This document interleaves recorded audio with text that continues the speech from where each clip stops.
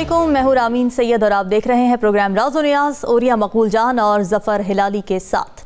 नाज़रीन, जिनीवा में होने वाली रेजिलियंट बैनुल-अक़वामी कॉन्फ्रेंस में पाकिस्तान के सैलाब मुतासिरीन के लिए मुख्तलिफ ममालिक और मालियाती इदारों की जानिब से इमदाद के ऐलान का सिलसिला जारी है। ये सवाल अब भी अपनी जगह मौजूद है कि क्या पाकिस्तान को इसकी ज़रूरत के मुताबिक इमदाद मिल सकेगी और क्या आलमी बरादरी को सैलाब ज़दगान की जानिब राग़िब करने में हमारी हुकूमत ने खासी देर नहीं कर दी। और ये सब वज़ीर आज़म ने जिनेवा कॉन्फ्रेंस से खिताब किया है और उन्होंने बताया कि पाकिस्तान को सैलाब ज़दगान की बहाली के लिए 16.3 बिलियन डॉलर्स की ज़रूरत है। तो माजी के तजुर्बात को अगर हम सामने रखें तो आपको लगता है कि हमारे मुल्क को मतलूबा इमदाद मिल सकेगी? जबकि एक खबर ये भी आई थी कि बड़े खिलाड़ियों की अदम दिलचस्पी की वजह से जिनेवा की डोनर्स कॉन्फ्रेंस को एक क्लाइमेट रेजिलियंस इवेंट बना दिया गया है। जी, ये बना दिया गया था, क्या था कुछ अर्सा पहले, और अब भी आज भी तकरीबन क्लाइमेट रेजिलियंट के हिसाब से इसको लेके आया गया है। अच्छा। बुनियादी तौर पर देखें, अमेरिका जो है पाकिस्तान को एक ख़ास मकसद के लिए तैयार कर रहा है, इसलिए सारा कुछ जो कुछ भी हुआ है ये अमेरिकन बिहेस्ट की बुनियाद पे हुआ है। आप देख लें, डोनर्स के हिसाब से देख लें, 16.4 बिलियन डॉलर आपकी असेसमेंट थी, और ये असेसमेंट लगाई थी अक़वाम मुत्तहिदा ने। सेक्रेटरी जनरल ने खुद कहा था कि तकरीबन इतनी पाकिस्तान को इमदाद की ज़रूरत है, और ये तकरीबन 3 साल के लिए, ये एकदम नहीं आपको दे देंगे, ये बहुत लंबा सा प्रोसेस है। अभी हिलाली साहब इस पर तबसरा करेंगे क्योंकि फॉरेन ऑफिस के साथ से जो बाकी चीज़ों को डील करते रहे, EAD में भी इसके हिसाब से डील होगा आगे जाके। ये तकरीबन 16 की ज़रूरत थी, लेकिन 8 के करीब जो है ये अभी तक प्लेजेस आए हैं। अब जो प्लेजेस हैं, इस प्लेजेस को आप देख लीजिएगा कि इसमें टेक्निकल लेवल की इमदाद कितनी होती है, कितने एक्सपर्ट्स आते हैं जो वापस ले जाते हैं, कितना ये सब कुछ आता है। मतलब इसमें वर्ल्ड बैंक जो है तकरीबन $2 बिलियन डॉलर देगा। अब ये मुझे नहीं समझ आती क्योंकि वर्ल्ड बैंक तो इमदाद नहीं देता, एड नहीं देता था, सॉफ्ट लोन की सूरत होती है, एड होती है, ये आपके पे कर्जा ही चढ़ेगा। इस तरह एशियन बैंक जो है ये भी एड नहीं देता होता, ये भी बेसिकली सॉफ्ट लोन की सूरत में होता है, 1.1% 2% पे ऊपर। और जो होता है अपना इस्लामिक बैंक, उसको उनके हाँ तो सॉफ्ट लोन ही होता है, लेकिन वो हम अक्सर पे नहीं करते। बहुत सारे 2-3 चीज़ें ऐसी जैसे कुवैत फंड है, हम पे नहीं करते। इस्लामिक बैंक का हम कर्जा चढ़ाए जाते हैं, उनसे कहते हैं रोल ओवर कर लो, ये कर लो, वो कर लो। जर्मनी की है 89 मिलियन के करीब, ये भी यूरो है, ये साइजेबल है। जापान की 77 मिलियन है, EU की 93 मिलियन है, और चाइना की 100 मिलियन है। ये को बन जाता है 2-3 उसके करीब अरब के करीब बन जाए, 2.5 अरब के करीब बन जाते हैं। ये भी इसमें से अगर शुरू हो जाएं तो ये आहिस्ता आहिस्ता किसी न किसी तौर पे चल पड़ेंगे। तो पाकिस्तान के पास एटलीस्ट पाकिस्तान के स्टेट बैंक में कुछ डॉलर्स ज़रूर ऐसे आ जाएंगे जिससे आप जो है अगले महीने जो आपने पैसे पे करने हैं डेट, वो डेट जो है आप दे देंगे। ब्लूमबर्ग का आर्टिकल मेरे सामने है आज का सुबह का, तो उसने लिखा है कि Pakistan likely to dodge default in next 6 months but troubles not over.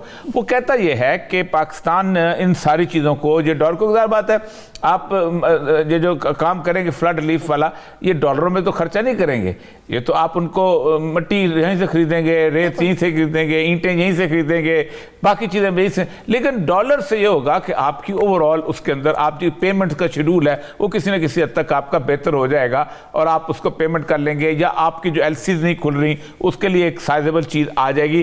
क्योंकि ये सारे जितने भी हैं बेसिकली IMF की एश्योरेंस से आए हैं। ब्लूमबर्ग भी यही कहता है कि जाहिर बात है IMF ने एक ग्रीन सिग्नल दिया है। लेकिन IMF वो कहता यह है कि IMF कम से कम आपको अगले तकरीबन 1 महीने के बाद ही पैसे दे सकेगा, और वो इस हिसाब से अगर दे भी दे तो आप थोड़ा सा रिलीफ तो होगा, लेकिन उसका फिक्र सुकरें। But investors are now worried about a big dollar debt repayment in April 2024 and are pricing those bonds at a distress level. यानी वो कहते ये है कि वो खैर बात है, एक बंदे ने पैसे लगाए होते हैं ना, तो आपने भी वापडा में बॉन्ड खरीदा हुआ है, या आपने कोई और चीज़ खरीदी हुई है, तो आप समझते हैं कि मुझे 1 साल के बाद क्या पेमेंट मिलेगी। तो कहते हैं ये जो एक आर्टिफिशियल जो ऑक्सीजन मिली है, इससे इकोनॉमी सर्वाइव नहीं करेगी। इसकी वजह से उन्होंने पाकिस्तान की इकोनॉमी के अंदर जो लगाया, अब ज़ाहिर बात अगले साल तो सैलाब नहीं आएंगे ना, अगले साल तो कशकोल नहीं जाएगा ना, या अगले साल अगर सैलाब आ जाए तो फिर लोग पैसे नहीं देंगे। अब आप पाकिस्तान की गवर्नमेंट ये दुआ करे कि हर रोज़ अल्लाह करे सैलाब आए और हम हर रोज़ आके भीख मांगें, और हम हर रोज़, तो आपकी इकॉनमी जो है वो किसी तौर पर स्टेबल नहीं। तो वो ब्लूमबर्ग कह रहा है कि 2024 के अंदर ये जो सूरत हाल है वो इस वक्त जो है वो खासी हो गई है, ख़राब हो गई है, उसमें ये कहते हैं दिस के the boost the number of 14.9 billion, 5 महीने के बाद आपको 14.9 बिलियन डॉलर की जरूरत पड़ेगी। तो आपने कोई काम की सूरत हाल जो है, आपने कोई इंडस्ट्रियल या एग्रीकल्चरल डेवलपमेंट नहीं हुई, ये आपको एक टाइम सांस लेने के लिए मौका मिला है। ऐसे जैसे वेंटिलेटर थोड़ी देर के लिए लगा दिया गया है और जो शाबाशी पहले ही कहते हैं वेंटिलेटर पे हैं, उसके बाद क्या होगा? आगे क्या करेंगे आप? ये अहम सवाल है, क्योंकि इमदाद से मईशतें नहीं चला करती। हिलाली साहब, आपको क्या लगता है जो मिल रहे हैं पैसे हमें वर्ल्ड बैंक से या एशिया बैंक से, वो एड है या फिर सॉफ्ट लोन? और अगर पाकिस्तान को जिनेवा कॉन्फ्रेंस में मतलूबा इमदाद मिल भी गई तो क्या यहाँ उसके दुरुस्त इस्तेमाल को यकीनी बनाया जा सकेगा? देखिए, पहली बात तो ये है कि मैं समझता हूँ ये ब्लूमबर्ग जो है वैसे मोस्टली एक्यूरेट है, मगर एम्फेसिस पे कुछ गलती है। अच्छा, ये बहुत ज़रूरी है IMF को कि इधर का माने फ्लड रिलीफ का कोई पैसे उधर ना जाएं जो IMF हमारे साथ बात कर रही है। इन अदर वर्ड्स, ऐसे ना हो कि हम इसको रिलीफ ट्रीट करें। तो इसलिए इन्होंने सही कहा कि बड़ा आस्ते आस्ते पैसे मिलेंगे और उन प्रोजेक्ट्स के लिए मिलेंगे जो मैंने उस दिन भी कहा था, प्रोजेक्ट्स के लिए मिलेंगे। रेती और बजरी और सीमेंट और ये वो सब के लिए मिलेगा आपको, बेशक आपके होम्स के लिए भी मिलेंगे, मगर उधर स्ट्रिक्ट मॉनिटरिंग होगी। क्यों? तो ये मैं जानना चाहता हूं कि जब इनको पता था कि वो 16 बिलियन जो रिक्वायरमेंट था, IMF अप्रूव्ड असेसमेंट था, और 8 बिलियन अब तक हो गया है, ये जाने की इनको क्या जरूरत थी? इसलिए कि अगर ये समझते हैं कि हेड्स ऑफ स्टेट और गवर्नमेंट आ रहे हैं, मैक्रोन के अलावा I don't think anybody else is coming. मेरे ख्याल में कोई खास कुछ मैंने किसी का नाम नहीं सुना है, नंबर 1। तो ये क्यों कह रहे हैं कि इनको जाके वो उनसे बात करेंगे, एज इफ जब उनका मुंह खुलेगा तो फिर वो पॉकेट्स भी खुलेंगे? I think that's nonsense. और दूसरी चीज ये है कि ये IMF से इसके बारे में ज्यादा नहीं पूछ सकते ऑन द स्पॉट, इसलिए कि IMF ने बता दिया है कि वो कितना है और वो कितना देंगे। तो मैं समझता हूं कि फिर ये क्यों गया है शहबाज शरीफ? सब लोग कहते हैं कि भाई को मिलने गया, भतीजी को मिलने गया, शायद, मगर भाई ये भी कहते हैं कि नहीं ये पता क्या हुआ है, एक्चुअली ये IMF के निगोशिएशंस जो दार कंडक्ट कर रहा था वो दार के हाथ से निकल गए हैं, अब इनके हाथ में आ गए हैं। ये कह रहे हैं कि मैं डायरेक्टली निगोशिएशंस कंडक्ट करूंगा, because he has an inflated opinion about his powers of persuasion. तो मैं आपको ये सिर्फ कह रहा हूं कि ये भी नहीं हो सकता, इसलिए IMF ने कह दिया है कि बच्चों, बात करने के पहले 4 चीजें हैं जो तुम्हें करना पड़ेगा, जो तुमने बार बार वादा किया है, जो बार बार तुमने अपना वादा तोड़ा है। Number 1, float your currency, float करे करेंसी मिस्टर ने। दूसरी बात यह है 40% इलेक्ट्रिसिटी चार्जेस को बढ़ा है। तीसरी बात यह है कम से कम 100% गैस प्राइसेस बढ़ा है। और अगर आपके टारगेट्स, रेवेन्यू टारगेट्स, वो आप नहीं मीट कर सके तो मेहरबानी से टैक्स लगाएं फ्यूल पे। ये आप इम्प्लीमेंट करके आए और फिर शायद मैं बैठ के आपके साथ एक चाय पी सकूंगी। ये जो MD है IMF का, तो मैं समझता हूं, और वो झूठ कहना पड़ा है इसको। शहबाज शरीफ ने कहा कि उसने मुझे फोन किया, उसने कहा मेरे को तो ख्वाब भी नहीं, ख्याल ही नहीं आया इसको। वो दूसरी बात, उन्होंने कहा 2-3 दिन में टीम आ रहा है। जैसे इन्होंने कहा 1 महीने तक आपको शायद पैसे नहीं मिलेंगे, अब पैसे मिल जाएंगे, इसलिए कि आप एब्सोल्युटली बकरी हो गए हैं ना। ये जो बड़े बड़े बातें करता था दार, I will not go, who are they, I will not accept dictation and I don't care, सब चीज खत्म हो गया। देखिए, ये अफसोस की बात है कि they don't even know how to bargain, how to conduct themselves. क्या कह सकते हैं आप मुझे बताएं? अफसोस आता है, शर्म आता है। अरे भाई, अगर आपको नहीं आता है, इसलिए कि आप लोकल रेडी वाला यूनियन के साथ अमूमन बात करते हैं, या अपने पॉलिटिशियंस आपकी जो जो लेवल है उनसे आप बात कर सकते हैं और इस किस्म के टैक्टिक्स चलते हैं। आपको क्या पता एट अ हायर लेवल क्या, तो leave it to your diplomats. आप अपने डिप्लोमैट्स को एक ब्रीफ दें और कहें जाके देखो, पूछो, वो शायद आपको बताएंगे कि क्या करना पड़ेगा और किस तरीके से आप बात करेंगे। इनको तो तरीका भी नहीं आता है बात करने के लिए। बिल्कुल। तो माफ करिए, ये जो कहते हैं ना कि ये बेगर्स कांट बी चूजर्स और ये वो सब हमें सिखाते रहते हैं हमारे ये जो हैं प्राइम मिनिस्टर साहब, शहबाज शरीफ। मेरे ख्याल में ऑल दिस सब खत्म हो गया। अब वही नौबत आ गई है जो एक भिखारी जाके भीख मांगता है। ठीक है। और अफसोस से कहना पड़ता है ये नौबत आ गई। बिल्कुल अफसोस की बात है। और ये सब आपको लगता है कि इसहाक डार साहब के हाथों से अब मामलात निकल गए। जिनेवा कॉन्फ्रेंस की साइडलाइन पर वज़ीर ख़जाना इसहाक डार की IMF के हुकाम से मुलाकात भी हो रही है, तो क्या इसहाक डार IMF की वो बातें समझा सकेंगे जो अब तक नहीं समझा सके और जिसकी वजह से कर्जे की अगली किस्त फंसी हुई है? क्या इस मुलाकात के मुस्बत नतीजे? देखिए IMF ने आपके जो 1.7 बिलियन जो रोके हुए हैं ना, वो जून से पहले इससे कह रहे हैं कि जून से पहले वो रिलीज करेगा। अभी तो रिलीज करने का नहीं है। कम से कम। और उसकी बात यह है कि अगर ये सारा कुछ IMF की बुनियाद के ऊपर IMF की टिक्स में हुआ है तो आपको सबसे पहले ₹1 भी या $1 भी या €1 भी आने से पहले आपको IMF की कंडीशनैलिटीज पे अमल करना पड़ेगा। जो 3 कंडीशनैलिटी जो है हिलारी साहब ने कही है कि आपको गैस प्राइसेस बढ़ानी पड़ेगी, आपको सब्सिडीज खत्म कर। देखिए मसला ये, IMF आपको ये नहीं कहता गैस प्राइसेस बढ़ाओ, IMF आपको ये नहीं कहता कि ये करो, IMF कहता है अपनी प्लानिंग ठीक करो। अब आपको बताऊं कि अगर आपने पाकिस्तान में आज से 50 साल पहले, 15 साल पहले, 20 साल पहले आपने पाकिस्तान में सोलर पैनल पे गए होते तो आप सोच नहीं सकते कि आप इस वक्त कितनी शानदार तरीके से चल रहे होते। आप कभी उस पर हाइड्रो पे गए? मैं आपको बताऊं, मेरा आज का जो बिजली का बिल है वो 0 आया because I have a solar panel. ठीक, अगर आप छोटे छोटे पैनल्स भी अगर आप लगाए होते गांव के अंदर, इलाकों के अंदर, आपने उस पर इन्वेस्टमेंट की होती, आप ठीक होते। वो कहता है भाई मुझे तो ये है कि मुझे तुम पैसे इकट्ठे करके दो, तुम्हारे पास कितने पैसे हैं ताकि तुम बैंकों का लोन पे करो। जो हिलारी साहब ने बात की है वो बड़ी खौफनाक बात है कि इंटरनेशनल लेवल पे आप कितने ज़लील हुए हो कि आज जिस वक्त दुनिया की अखबारों के ऊपर खबर लगी हुई है कि IMF की जो हेड है MD Georgia spoke to PM Nawaz Pakistani on Pakistan request. Exactly. और हमारे वज़ीर-ए-आज़म शहबाज शरीफ साहब जो हैं वो कहीं तेजी में बोल गए हैं, पता नहीं क्या हुआ है कि उन्होंने कहा था कि जी हम ये कॉन्फ्रेंस बुलाने वाले हैं और उन्होंने उल्टा मार दिया।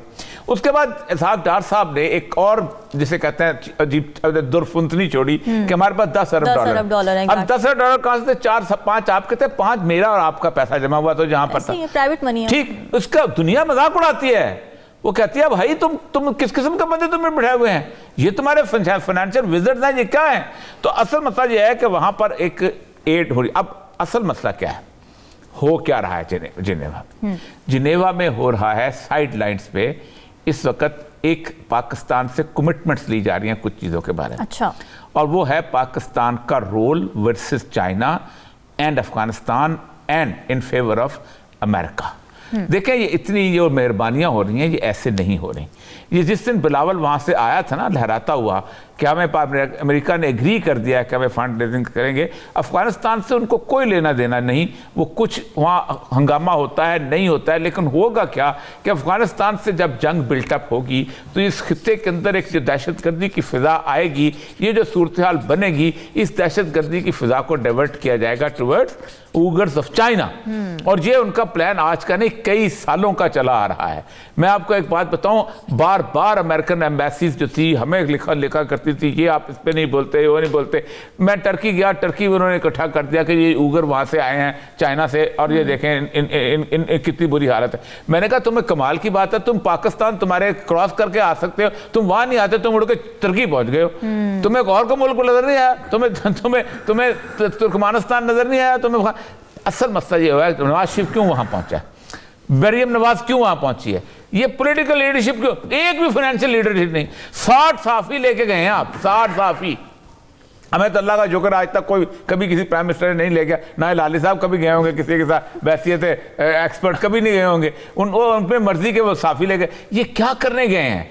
और दुनिया पूरी की खबरों में है कि समथिंग इज हैपनिंग जो कॉरिडोर्स के अंदर, उसके अंदर वो है असल चीज, और वो कुछ दिनों में खुल के सामने आ जाएगी कि जो इतनी $8 बिलियन मिले हैं ये किस चीज की उसके है। और ये जैसे तरसा के मिलेंगे, हमने नेगोशिएशनें की हुई हैं, प्रोजेक्ट बनेंगे, 4 महीने प्रोजेक्ट्स में लग जाएंगे, उसके बाद उस प्रोजेक्ट के अंदर पता जाएगा इतने टेक्निकल एक्सपर्ट वहां से आएंगे, उतने डॉलर वापस चले जाएंगे, इतनी असिस्टेंस की वो चीज वहां आएगी, वो वापस चली जाएगी।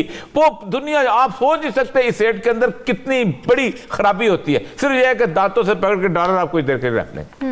हिलाली साहब, आपको लगता है कि कोई कॉस्ट है इस तमाम एड की जो हमें मिलने जा रही है और उसकी कॉस्ट हमें पे करनी पड़ेगी, जो भारी पड़ेगी हम पर? देखिए, आपने सुना होगा वो expression, there is no free lunch. तो बिल्कुल कुछ कॉस्ट तो होगा, मगर मैं एक और चीज पे आपका तवज्जो दिखाना, ये उस डायरेक्शन में ले जाना चाहता हूँ। आप मुझे बताएं कि सोशल मीडिया पे तो ट्रक पे ट्रक खड़े हुए हैं, गंदम से भर के अफगानिस्तान जा रहे हैं, हमारे लोग मर रहे हैं। 3 लोग तो मर गए हैं ट्राइंग टू गेट व्हीट। 3 लोग तो मर गए। एक 8 बेटियों का बाप था, एक 10 बच्चों का बाप था। नेक्स्ट सेगमेंट में इस पे बात करते हैं हम कि व्हीट प्राइसेस। चलिए ठीक है, मैं कह रहा हूं स्मगलिंग हो रही है, तो ये स्मगलिंग को तो रोकें, इसको भी तो मेहरबानी से रोकें। तो ये इसलिए मैं कह रहा हूं कि तवज्जो बाहर जो दे रहे हैं दूसरे, देखिए अमेरिका विल एक्सट्रैक्ट। अब आपको आपकी डिप्लोमेसी से, आपका जरूरियत को ऑन वन साइड, आपके relationship with China on other side, आपका रिलेशनशिप, आपके commitments to Kashmir on one side, और आपका relationship with Taliban on one side, ये सब मिलके आपको निगोशिएट करना पड़ेगा इस मुल्क के साथ, जिसकी भी बहुत जरूरत है आपको, अमेरिका की बहुत जरूरत है आपको इस वक्त। वो तो चीन ने भी कह दिया है आपको, जाओ उनके पास, IMF को कहा है, दो इनको भी रिलेंट, माने हाथ थोड़ा सा इतना मत खींचो, रिलेंट, और दो इनको पैसे। इसलिए कि IMF जो है वो सबका इदारा है, हम भी कंट्रीब्यूट करते हैं IMF पे, चीन भी करता है, अमेरिका भी, अमेरिका सबसे ज्यादा है, कोई 17-18% है from all the countries of the world. तो कहने की बात ये है, yes, and this is the time for diplomacy. ये नहीं है कि भागते रहो, ये इनको कुछ पता ही नहीं है। मैं कह रहा हूं इनको, ये लोकल ट्रक लोगों के साथ नेगोशिएट करने की आदत है। बिल्कुल ठीक है। नाज़रीन, हुकूमत ये दावा है कि मुल्क में ज़रूरत के मुताबिक गंदम के मुनासिब ज़खायर मौजूद हैं, मगर ज़मीनी हक़ाइक़ क्या हैं, बात करेंगे इस ब्रेक के बाद।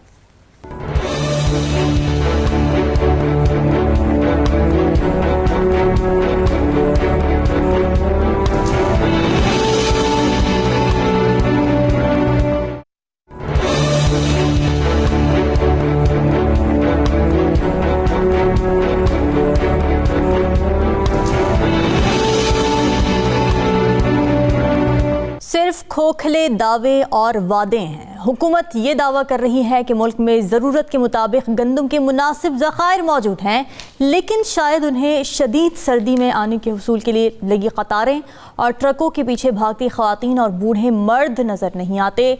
आटा ना सिर्फ महंगा होता जा रहा है बल्कि नायाब भी हो गया है। तो ओरिया साहब, हुकूमती दावों के बरक्स आटे के बहरान की वजह क्या है?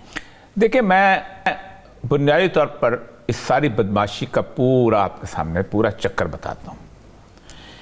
पाकिस्तान का ये जो खित्ता है ना जी, जिसको हम मगरबी पाकिस्तान कहते हैं, या उस वक़्त कहा जाता था वेस्ट पंजाब उस वक्त, ये पूरे बर्रसगीर पाको हिंद की ब्रेड बास्केट थी। यहाँ से गंदम जाया करती थी वहाँ पर।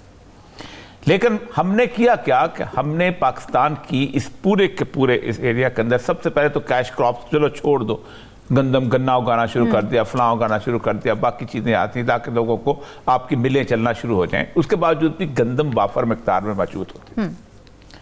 हमने प्लानिंग करनी शुरू की कि गंदम की जब आई उस वक्त हमने कुछ हिस्सा खरीद के हमने उसको स्टोर के अंदर रख दिया। ये स्टोर कहाँ होता है? पास्को का स्टोर होता है जो फेडरल गवर्नमेंट के पास होता है। पास्को फेडरल गवर्नमेंट के, ये बड़े बड़े आपने देखा होगा पाइलॉन्स बने हुए हैं, वो उस पे वहां पर मौजूद होता है। ठीक है। उसके बाद हमने कुछ परमिशन दे दी कि आप उसको गंदम को आप बाहर भेज सकते हैं, और फिर प्लानिंग रखी कि 40% हमने यूक्रेन से गंदम मंगाते थे हर साल। 40% क्यों मंगाते थे कि यहां से एक ताजर जो गंदम खरीदेगा वो जो बाहर बेचेगा उसमें भी मुनाफा कमाएगा और जो खरीद के लाएगा वो भी पैसा मुनाफा कमाएगा। देखे ना, अगर आप तो यहां की गंदम यहीं रखते तो किसी को फायदा ना पहुंचता, यहीं पे आप रूटीन के अंदर लोगों को मिलती रहती। ये पूरी की पूरी ट्रेडिंग पर प्रायोरिटीज हैं जो कि चली जाती। हमने रोका, हमने अफगानिस्तान ने हमारे साथ कहा गंदम दो, हमने कहा नहीं हमारे पास सप्लाई रिसोर्सेज कम है, उन्होंने इंडिया से गंदम मंगानी शुरू कर दी, हमने एग्रीमेंट करवाया, इंडिया से वहां आ रही है। बिल्कुल ठीक, उनकी यूक्रेन से भी आ रही है। सूरत हाल इस वक्त आप देखें कि अप्रैल में हुकूमत आई है, 10 अप्रैल को खत्म हुआ है ना मसला, 13 अप्रैल को पहली कैसे कहते हैं बैसाखी के दिन वाडी कहते हैं पंजाबी में, यानी जिस दिन फसल कटना शुरू होती है। अच्छा, मई में पहला बुरहान आया है यहां पर। कभी भी ऐसा नहीं हुआ था कि पाकिस्तान के अंदर नई फसल आए और गंदम महंगी हो और लोगों को स्टोर पर न मिले। पहला बुरहान मई में आया, फिर दूसरा बुरहान जून में आया। और हम इस सूरत हाल से हमने कहा कि अभी तो हम बुरहान से निकल गए, जब आप नवंबर के करीब आओगे तो फिर क्या करोगे। लेकिन आपने फिर कहा कि नहीं हमारी रिलायंस तो वहीं पर है, यूक्रेन से हम गंदम लेतेंगे। हमने उस वक्त प्रोग्रामों में कहा कि आपके यहां 2 क्राइसिस आने वाले हैं, एक आपके यहां फ्यूल का क्राइसिस आने वाला है, एलएनजी और फ्यूल का, और दूसरा क्राइसिस आने वाला है वीट का। आप क्या कर रहे हो, कहां से एक, अब क्या करते हैं, गंदम इन्होंने स्टोर में रखी हुई है। अगर वो गंदम पाकिस्तान के लोगों को दे दें तो ये मुनाफा किधर से कमाएंगे ये लोग, ये पैसे किधर से कमाएंगे वो लोग। पास्को का गोडाउन खोल दो, लोगों को चाहिए। आज कहते हैं वाफर मैगार में गंदम मौजूद है, करते क्या हैं, उसको सप्लाई को रोकते हैं ताकि ये जो ताजर है, ये जो फ्लोर मिल्क मालकान है, ये जो बाजार के अंदर आटा बेचता है, वो मुनाफा कमाए इन लोगों की वजह से। ये सांप बन के बैठे होते हैं उसके ऊपर, गोडाउन के ऊपर। गोडाउन आज आज आज बनाया ना तारक मशीर चीमा को, पता है तुम्हारे पास्को में कितने पैसे गंदम पड़ी हुई है। हमें याद है अच्छी तरह कि हम खुद सेक्शन 144 लगाते होते थे कि हमारे जिले की गंदम बाहर ना जाए, ताकि हम इसको देख लें, लोगों को कंट्रोल कर लें। और आप खरीद के आप एक मुकम्मल तौर पे सांप बन के बैठ जाते हो और आप कहते हो हमारे पास कि जी क्लाइमेट, ये बिल्कुल वही हाल है जो 1943 में चर्चिल ने किया था। चर्चिल ने ये किया था कि ईस्ट बंगाल के अंदर उस वक्त कहत आ गया था, तो लोगों ने लिखा कि जनाब बात की कि हमें गंदम दे, उसने कहा ये स्टोर करें, कल को कहत आ सकता है for the veteran of the second world war, हम उसको संभाल के रखें। उन्हें ताले लगा दिए गोदाम को, हमारे इनको कहें खुद अपने तौर पे पैदा। 43 लाख बंदा मरा। और गांधी, उसका चर्चिल का फिक्रा मशहूर है, I have not get the information that Gandhi is dead. आप बातें करते हैं इंडियन मर, गांधी मर गया जो मैं उनको दूं। बिल्कुल ये वही हाल करते हैं कि गोडाउन्स भरे रहें, हम मार्केट में लाएंगे। ये जो मुनाफाखोर ताजर हैं, जो इनके पालतू हैं, जो इनको वोट देते हैं, जो इनको फंडिंग करते हैं, इनको मुनाफाखोरी खत्म हो जाएगी और ये सारे के सारे जो है आवाम को आटा मिलना शुरू हो जाएगा। बिल्कुल, मुनाफाखोरी का खौफनाक बाजार गर्म है। हिलाली साहब, एक तासुर ये बन रहा है कि आटे की किल्लत उन सूबों में ज्यादा है जहाँ PTI की हुकूमत है, तो अगर ये तासुर दुरुस्त है तो क्या ये कहा जा सकता है कि आटे के मामले पर भी सियासत हो रही है? हर बात पे सियासत होती है, मगर मैं इस बात पे शुरू करना चाहता हूं कि वो जो American president FDR federal Delano Roosevelt ने कहा था, उसने कहा था, सुनिए, a nation that destroys its soil destroys itself. माने आप अपनी जमीन को खत्म करें, यू फिनिश्ड। अब हम बड़ी कोशिश में लगे हुए हैं कि डिस्ट्रक्शन, और मैं आपको बताऊंगा सैडली, आपको पता है कि पानी अब तक सिंध में अब्जॉर्ब नहीं हुआ है, कुछ एरियाज में अभी तक खड़ा पानी है। क्यों? इसलिए कि आपका टॉप सॉइल जो है उसका organic matter is not there. देखिए, टॉप सॉइल जो होता है 1 to 6% उसमें ऑर्गेनिक मैटर होना चाहिए, 1 to 6%। 1% जो होता है वो होता है डेजर्ट कंडीशंस, सॉरी 0 जो होता है वो होता है डेजर्ट कंडीशंस, नथिंग। 1 to 6 होता है। पता है हमारा आज क्या है सिंध में? 0.5, 0.5 नीचे, एंड इट्स डेजर्ट। नहीं, घास नहीं है। एक बोरी यूरिया और जो भी वो मुनासिब सा फर्टिलाइजर था, एक एकड़ के लिए, एक क्रॉप के लिए, एक एकड़ में एक क्रॉप के लिए एक बोरी इस्तेमाल होता था चंद साल पहले, अब 8 और 10 होते हैं। तो what I am trying to say is, organic matter आप जला देते हैं, क्रॉप रेजिड्यू, शुगर केन की रेजिड्यू, ये सब चीज या आप जला देते हैं या आप वेस्ट कर देते हैं, आपको पता नहीं क्या करना। Again that's another problem. मैं कहता हूं इकोनॉमिस्ट, आजकल इकोनॉमिस्ट होना काफी नहीं है कि आप फाइनेंस से डील करें बीबी। आजकल इकोनॉमिस्ट जो होता है वो एग्रीकल्चर और एजुकेशन से भी डील करता है, करना पड़ता है इसलिए, नहीं तो उसका ठीक एजुकेशन नहीं हो सकता। और मैं आई गो फर्दर देन दैट, मैं समझता हूं priority after defence must be agriculture, या मैं और भी कहूंगा, मैं कहूंगा agriculture and defence equal priority. हम लोग ऐसे सोच नहीं सकते। देखिए, सोचिए क्या हुआ आपके टेक्सटाइल से, 14 मिलियन आप उगाते थे, बहुत काफी था आपके लिए, वो रॉ भी एक्सपोर्ट होता था और आपके कपड़े भी होते। अब आप 6 मिलियन उगा रहे और 6 मिलियन आपका प्रोड्यूस है कॉटन का, और यकीन करें कि सस्ता लोन लेके मैन्युफैक्चरिंग कैपेबिलिटी आपका एक्सपैंड हो रहा है। वही वो किधर से आएंगे पैसे, वो इंपोर्ट करने कॉटन के लिए। आप इंपोर्ट, वो देखिए आपका पूरी इकोनॉमी जो भी आप मैन्युफैक्चर करते हैं इंपोर्ट सब्स्टिट्यूशन, वो इजिप्ट आप बन जाएंगे इंपोर्ट सब्स्टिट्यूशन पे। आप वियतनाम बने, मलेशिया बने, मैन्युफैक्चर करें। अगर आपके पास जमीन नहीं है, आप अपना खुराक नहीं उगा सकते, then you have to be sure, तो आप ऐसे चीजों को मैन्युफैक्चर करते हैं कि बेच के आप अपना खुराक ले सकते हैं। आप ना मैन्युफैक्चर करते हैं, कुछ इंपोर्ट सब्स्टिट्यूशन करते हैं, और ना आपका प्राइज एसेट लैंड उसको आप ठीक से यूटिलाइज करते हैं। देखिए, व्हाई शुड, मैंने कि हैरानगी क्या है इस बात पे कि आप इस हालात में अब पहुंच गए। तो आई एम सॉरी, ये मैं आपको क्या कहूं कि ये लैक ऑफ एजुकेशन हो। अगर एजुकेशन ठीक होता, कोई ना कोई इतने इदारों में बैठे हुए हैं, प्रायोरिटीज ही ठीक नहीं है, पॉलिटिकल गेन्स के लिए सारे डिसीजंस लिए जा रहे होते हैं, लॉन्ग टर्म प्लानिंग कोई करता ही नहीं है। और ये सब हाल ही में हुकूमत ने यूरिया खाद बनाने वाली 2 फैक्ट्रीज भी बंद कर दी हैं, जबकि गंदम की फसल को जनवरी और फरवरी में यूरिया की ज़रूरत होती है। तो अब ये भी खदशा जाहिर किया जा रहा है कि खाद दस्तयाब ना होने की सूरत में इस साल भी गंदम की पैदावार कम रहेगी। तो क्या हम ये समझें कि आवाम का ये साल भी आटे के पीछे भागते गुजरेगा? देखें, जो फैक्ट्रीज बंद हुई है ना, उनमें एक फौजी फर्टिलाइजर भी है। ठीक है, ठीक, इसलिए कि पैसा नहीं आता तो कौम के लिए क्या जरूरत है। मतलब सर, एक फैक्ट्री बंद हुई है, आपके मिलेट ट्रैक्टर्स ने ट्रैक्टर बनाने बंद कर दिए हैं, आपकी टोयोटा कंपनी चले गई, आपकी किया प्राइड वाले किया कंपनी चले गई, आपकी सुजुकी बंद हो गई।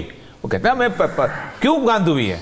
उस दिन भी चीखा था मैंने कि आपने ये 40 साल के अंदर गंद किया है ना। आप देखें, 1980 में सुजुकी कार आई थी 45,000 रुपए की, और सुजुकी कार वालों के साथ आपने वायदा किया था कि आप पुर्जे यहीं बनाएंगे इसी मुल्क के अंदर, लेकिन आपने अपने यारों को दिए लाइसेंस कि नहीं, हम रिलैक्स करते हैं, तुम बाहर से ताइवान से ले आओ। अब ताइवान वाला मजदूर तो फायदे में रहा, मलेशिया वाला तो फायदे में रहा, इंडोनेशिया वाला तो फायदे में रहा, उसकी तो इकॉनमी बिल्टअप होगी, मेरा पैसा डॉलर जाते लगा। इन्होंने कहा बिस्मिल्लाह, हॉल रोड का बंदा, ब्रांडेड रोड का बंदा, फलाना बंदा पुर्जा लाएगा, या उधर चूड़िया बाजार का बंदा या फलाने बाजार का बंदा वो पुर्जा लाएगा। बस आप 40 साल आपने इस मुल्क को लूटा है इस तरीके से। आज वो कहते हैं कि नहीं, हमसे चलती नहीं फैक्ट्री, बंद करके जा रहे, बिस्मिल्लाह। तो असल खाद भी इसी तरह की। अब खाद क्या है, खाद आपने, खाद की प्रायोरिटीज बड़ी अजीब हो गई। खाद आप एक तरफ से गैस डालते हैं, उस तरफ से आपके यूरिया निकल आती है, ठीक, लेकिन अब मसला यह है कि आपके पास तो जलाने के लिए क्या, आपको पास आप उसके लिए वो चलाने के लिए, आप प्लांट चलाने के लिए आपका LNG नहीं है, आप क्या करेंगे। असल मसला बुनियादी तौर पर यह है कि 40 साल की इतनी गलीज प्लानिंग हुई है। इस मुल्क को जो ट्रेडर्स हब बनाया गया है, ये मुल्क जो कि पाकिस्तान का बरसगीर पाको हिंद का ब्रेड पास का, बात उनकी ठीक है, डेड ऑर्गेनिक मैटर ही नहीं है। देखें, होता यह है कि ये जब गन्ना काटते हैं ना, तो नीचे जो चीज रह जाती है वो उसी के अंदर रखी जाती है ताकि उसके अंदर दफन हो जाए, जमीन बेहतर हो जाए। अब गन्ने को हम क्या करते हैं, आग लगाते हैं, साथ स्मोक भी लेते हैं। ये जो हुकूमतें स्मोक कंट्रोल ना कर सके, तो यार मेरे सेहत के लिए भी मसला, मेरी जमीन भी तबाह। ये सारी की सारी जो जड़ें होती थी, ये दीमक उसके अंदर जो उसको लगती थी, दीमक उसको रेजा रेजा करके उसको खाद बनाती थी। हमने जमीन तबाह बर्बाद करती है। हमने कॉलोनियां भी बनाई, चलो बनती रही, आबादी बढ़ गई है, बन गई है, लेकिन उसके बावजूद भी इस मुल्क के अंदर अभी भी बहुत सारी जमीन है जो कल्टीवेबल है। हमारा पानी कितना जाता है समुद्र के अंदर, आप सोच सकते हैं एक single drop of water America का जो है समुद्र में नहीं जाता। कभी आप मिसिसिपी दरिया में खड़े होकर देखें, मेम्फिस के ऊपर खड़े होकर, आपको दूसरा किनारा नजर नहीं आता, एक कतरा नहीं जाने देते। हम कितना जाने देते हैं आप सोच ही सकते। हमारे को फ्लड वाटर मैनेजमेंट हुई आज तक? किसी एक ने बताया कि इतना सैलाब आया है, इसको पानी को रोक लो। आपको पता है कि बलूचिस्तान के अंदर जो सहरा के लोग रहने वाले हैं, ये बारिश का पानी जमा करते हैं और पूरा पूरा साल पीते हैं। वो भी पीते हैं, उनके जानवर भी पीते हैं, उनकी फसलें भी चलती हैं। हमारा सैलाब का पानी गुजरा जाता है, हमारा सैलाब का पानी हमें तूफान करता है, हमें तबाह करता है। बहुत बुरी हालत है हमारे बात सही है लाल साहब की कि जहां इकोनॉमिक प्लानर की जरूरत नहीं है, यहाँ बेसिकली मुखलस प्लानर की जरूरत है, वो नहीं मिलता। बिल्कुल ठीक है। हिलाली साहब, आप कुछ रिस्पॉन्ड करना चाह रहे हैं? जल्दी से कर दीजिए, ब्रेक पर जाना है हमने। देखिए, इस मुल्क में एक और प्रॉब्लम है कि 1% लोग 22% इरिगेटेड लैंड के मालिक हैं। उनको कोई परवाह नहीं है भाई। उनको तो आधा के उन्होंने 1% अपना जमीन अगर इस्तेमाल किया वो काफी है उनको खाने के लिए, मजा के लिए, अयाशी के लिए। आधा ही कल्टिवेट कर दें, काफी है। मगर गवर्नमेंट कुछ नहीं कर रही है। बट अब फ्लड अब आ गया है ना, इमरजेंसी आ गया है। माय गॉड, खुदा ना करें ये जो बात किया है इन्होंने, बंगाल फैमिन, उफ, हम नहीं बर्दाश्त कर सके। मगर why do you want to risk? हाल हो सकती है। हिलाली साहब, डिस्कशन के आगे बढ़ाएंगे, यहाँ वक्त हुआ एक ब्रेक का। Stay with us.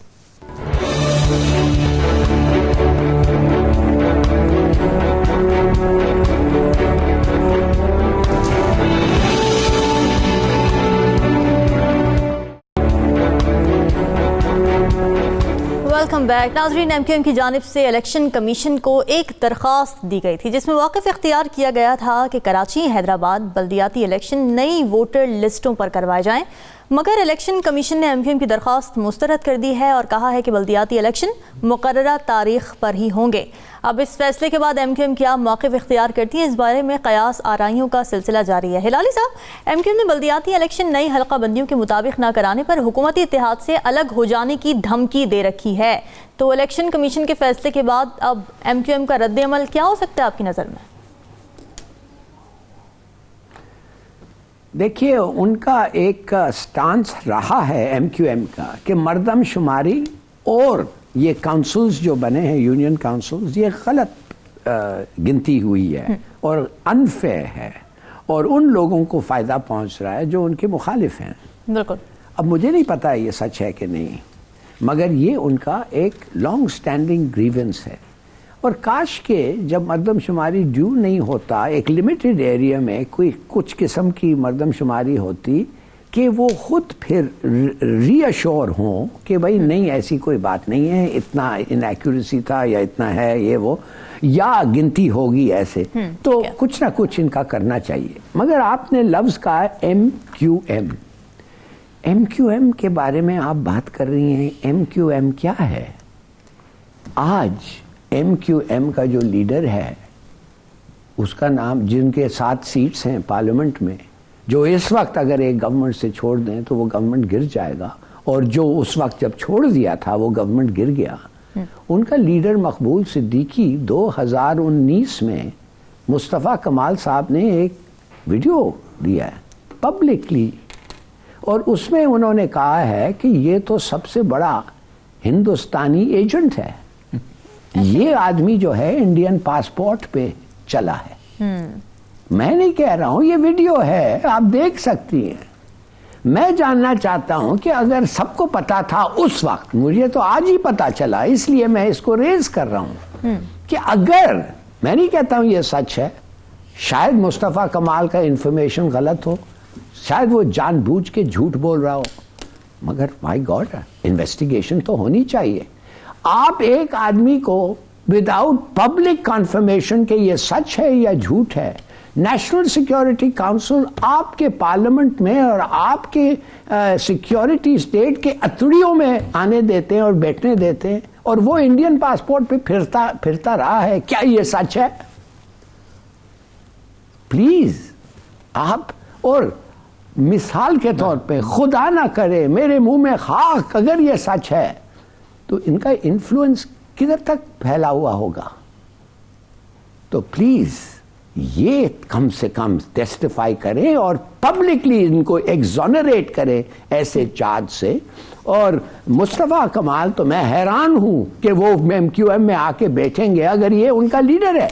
अब सुना है कि वो कहते हैं मैं को लीडर बनना चाहता हूं, ये उनका डिमांड है, और वो कह रहे हैं जब तक आप अग्री नहीं करेंगे मैं MQM के हम हिस्सा नहीं बनेंगे। क्या ये सच बात है? ओरिया साहब, सुनने में ये भी आया कि कराची में एक बोरी बंद लाश मिली है, तो इस पर चहमगोइयाँ हो रही हैं कि MQM के धड़ों का अभी पूरी तरह मर्जर हुआ नहीं और बोरी बंद लाशों का सिलसिला शुरू हो गया। तो आपको क्या लगता है मामला किस तरफ जा रहे हैं? देखिए, हिलाली साहब ने बड़ी अहम बात उसको किया है कि ये जिस वक्त मुस्तफ़ा कमाल की पार्टी बनी थी और जिस वक्त अल्ताफ़ हुसैन की वो तकीर के ऊपर खौफनाक सूरत हाल पैदा हुई थी, तो सब ने फिर राज खोलने शुरू किए थे और ये सूरत हाल आ गई थी। मसला ये है कि इस वक्त इलेक्शन कमीशन डुअल स्टैंडर्ड्स पे चल रहा है। आप अंदाज़ा करें कि इस्लामाबाद में एक अचानक एडमिनिस्ट्रेटिव ऑर्डर से अप्रूव किए बगैर, प्रेसिडेंट के अप्रूवल के बगैर वो कानून जो है उसके तहत कुछ सीटें बढ़ा देते हैं और इलेक्शन कमीशन जो है वो इलेक्शन ख़त्म कर देता है इस्लामाबाद के अंदर। और कराची में वो कहते हैं कि नहीं भाई, ये इतने सालों से हम चल रहे हैं, डीलिमिटेशन गलत हुई है, कराची में इलेक्शन कमीशन कुछ और करता है। तो इसलिए मैं बरखुरदार है हमारा, अब क्या हम उसको कह सकते हैं, इलेक्शन कमीशन साहब जो हैं, चीफ इलेक्शन कमिश्नर जो हैं, ये इनको कम से कम अपनी पब्लिक इमेज के लिए कम से कम फैसले एक तरह करने चाहिए। फिर कौन उनके फैसले मानेगा? अब हो क्या रहा है, इससे बनेगी लगेगा आग, इससे होगा महाजर कौमी मूवमेंट उसको करेगी एक्सप्लॉइट, और फिर वो जिंदा होगी। और MQM को लोग जिंदा करना चाह रहे हैं, और जिंदा करने का पहला मसला है कि आज नुमाइश के पास आपको बोरी बंद तशद्दुद लाश मिल गई। तो हम भूल गए थे कभी इस मुल्क में बोरी बंद लाश भी होती है, लेकिन आज मिल गई, आज इफ्तिताह हो गया, सेरेमनी का आगाज कीजिए। ये है असल इशू। और वो जो अली ज़ैदी ने कहा है कि ये इलेक्शन खूनी होने वाले हैं, और बात उसकी बड़ी ठीक है। अच्छा। कि कराची का जो एटमॉस्फेयर है इसको आग लगाने के लिए बस एक सिर्फ माचिस की जरूरत है। उसके बाद कराची जिस तरह चल पड़ता है वो तो देखा ना, इससे सिटी, जिसे इज ए ह्यूज सिटी, इसे पता ही नहीं चलता कौन किस कहां आग लगा के कहां चुप गया। आप देखें, आपका जो पुलिस का इंफ्रास्ट्रक्चर है इतना थोड़ा है कि आप सोच ही सकते। तो असल मसला यह है कि खुदा के लिए जो कुछ करना है, या तो स्टेक होल्डर को साथ बिठाओ और कोई रास्ता निकालो, और कोई रास्ता निकाला जाए। नाज़रीन, डिस्कशन आप हाजिर होंगे मज़ीद अहम मौज़ूआत के साथ। हमें दीजिए इजाज़त। अल्लाह हाफ़िज़।